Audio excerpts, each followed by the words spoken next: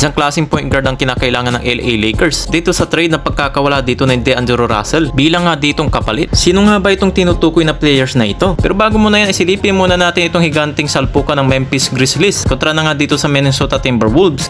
Napaka-importante na nga dito sa salpukan na ito dito sa bawat laban na nilalaro nila dahil halos magkakadikit lang ang standing nila sa Western Conference. Lalo na nga ito pang number 7 na Minnesota Timberwolves kontra naman dito sa pangatlong Memphis Grizzlies. Sa third quarter ay nagpasabog ito si Donte DiVincenzo ng 9 points sa loob ng 90 seconds lamang. Ang lupit mga pre, diba? Itong breakaway na quarter na ito ay nagbigay dito sa kanila ng 5 kalamangan. Samantalang ito si Anthony Edwards ay nananahimik sa quarter na ito dahil under 5 minutes na nga dito sa fourth quarter ay 15 points lamang dito ang kanyang naitala. Dahil na nga dito sa naging magandang depensa ni Jalen Wells. Pero ito naman mga pre, sa second quarter sumabog na dito na for 16 points si Jaren Jackson Jr. Pagdating na sa under 4 minutes remaining sa fourth quarter ay naka 31 points na itong si Jaren Jackson Jr. Habang nangangamote naman dito si Ja Morant dahil sa 3 minutes na lang na remaining ay 8 points lamang ang kanyang ditong naitala. Sa under 3 minutes ay tabla sa 119. Nakapag back-to-back error sa magkabilang kupunan habang nakapuntos dito ng 2 straight points ang Minnesota. Umangat dito ang Timberwolves ng 4 sa loob yan ng 2 minutes and 40 seconds. Pagdating naman ng 1.5 remaining, itong Minnesota Timberwolves mga pre, na foul itong si Jaren Jackson Jr. Kaya ang dalawang free throw ay pasok. Pero ito mga pre, sa 1 minute and 9 seconds, itong si Rudy Gobert, ang kanyang dalawang free throw ay ang kanyang naimintes. Sa 1 minute remaining ay umatake na dito si Ja Morant para maitabla nga dito sa 125. Sa next possession ay na-turnover dito ang Minnesota. Ay nauwi naman dito sa inbounds play. Ang floater dito ni Ja Morant ay umangat dito ang Memphis sa 127 to 125. Pagdating naman mga pre sa 3.6 seconds remaining, sa 2-man game, Anthony Edwards at Julius Randle, medyo pilit yung pagkatira kaya hindi dito pumasok. Kaya nakuha dito ng panalo ng Memphis Grizzlies ng final score ng 125